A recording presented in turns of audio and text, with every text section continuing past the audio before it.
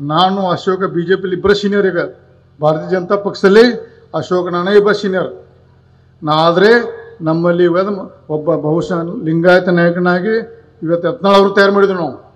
ಯಾಕಂದರೆ ವಿಜೇಂದ್ರ ಲೈಕ್ ಆಗಲ್ಲ.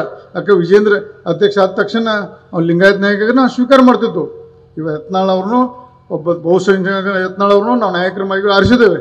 ಅವ್ರಿಗೆ ಆಶೀರ್ವಾದ ಮಾಡಿ ಯಡಿಯೂರಪ್ಪನವರೇ ಸಹಕಾರ ಕೊಡಿ, ಅವ್ರನ್ನ ಒಬ್ಬ ದೊಡ್ಡ ನಾಯಕ ಮುಂದಿನ ದಿನ ಒಳ್ಳೇದಾಗ್ತದೆ.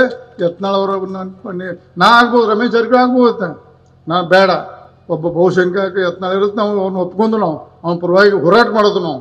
ಅದಕ್ಕೆ ದಯವಿಟ್ಟು ನೀವು ಸುಳ್ಳು ಪಚ್ಚ ಮಾಡಿ ಲಿಂಗಾಯತರ ಬಗ್ಗೆ ಲಿಂಗಾಯತರ ಅಪಪಚ್ಚ ಮಾಡಬೇಡಿ. ಲಿಂಗಾಯತ ನಾಯಕ ನಮ್ಮಲ್ಲಿ ಭಾಳಷ್ಟು ಅದಾರೆ. ಯತ್ನಾಳ್ ಅದಾರ, ಸಿದ್ದೇಶ್ ಅದಾರ, ಇನ್ನೂ ಅನೇಕ ನಾಯಕರು ಅದಾರೆ.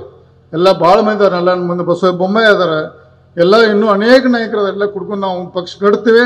ನಿಮ್ಮ ಆಶೀರ್ವಾದ ಇರಲಿ. ನೀವೇನು ನಮ್ಮ ನಾಯಕರಾದ್ರೆ ಯಡಿಯೂರಪ್ಪನವರೇ, ನೀವು ನಮ್ಮ ಸದಾ ನಮ್ಮೆಲ್ಲ ಆಶೀರ್ವಾದ ಇರಲಿ.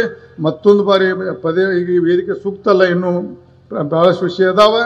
ಅದಕ್ಕೆ ನಾ ಈ ಒಂದೇ ವಿಷಯ ಅದನ್ನ ಈ ಪಕ್ಷ ವೇದಿಕೆ ಇರೋದ್ರಿಂದ, ಯಾಕಂದ್ರೆ ಅಲ್ಲಿ ಸರ್ಕಾರ ಅಲ್ಲೇ ಮುಗಿತದು, ಇದು ಪಕ್ಷ ವೇದಿಕೆ ಇಲ್ಲೇ.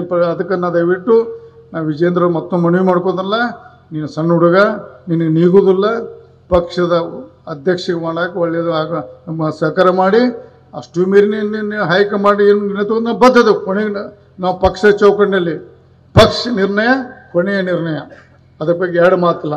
ಅವ್ರು ಏನು ನಿರ್ಣಯ ತಗೋದಕ್ಕೆ ನಾವು ಬದ್ಧದೇವೆ. ಆದರೆ ನಾನು ಪಕ್ಷದ ರಾಜ್ಯಾಧ್ಯಕ್ಷಗೆ ಯಾರು ಮಾಡ್ತಾರೆ ಒಪ್ಪಿಗೆ ಇದೆ, ಅದ್ರ ಕೊನೆಯವರೆಗೆ ವಿಜೇಂದ್ರ ಒಪ್ಪಿಗಿಲ್ಲ.